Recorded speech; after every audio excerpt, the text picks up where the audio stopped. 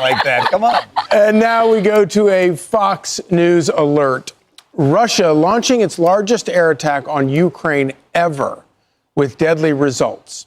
And for the first time in the war, a Russian strike hit a government building in Kiev. Let's get right to Trey Yingst, live in Ukraine's capital, outside a residential building that took a direct hit. Trey.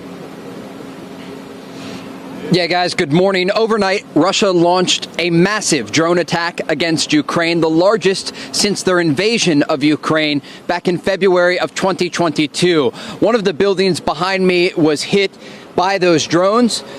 3 people at this location were killed, and rescue workers right now are digging through the debris looking for anyone else buried under the rubble. The president of the EU Commission said, quote, "Once again, the Kremlin is mocking diplomacy, trampling international law, and killing indiscriminately."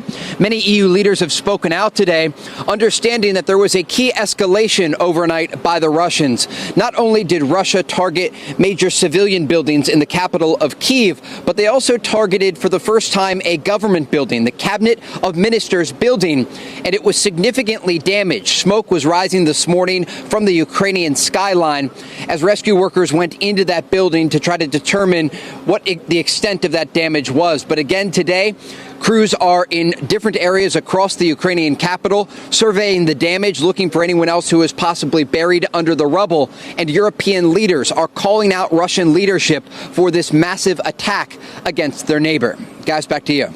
Hey, Trey, quick question for you. It was only a couple weeks ago that there was a lot of hope for a peace accord between these two countries.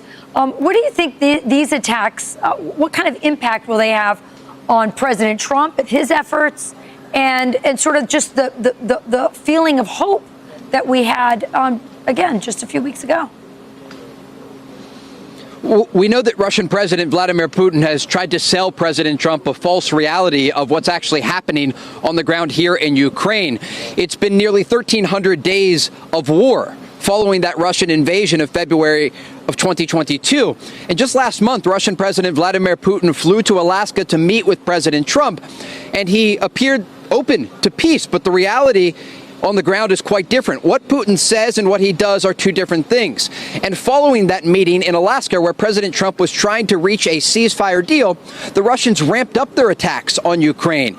Late last month, they assaulted this city with so many missiles and drones it led to the deaths of 18 civilians, including 4 children. One of the victims overnight was a baby. And so while the president in the United States is working to reach some sort of accord that would lead to a de-escalation across Eastern Europe and a ceasefire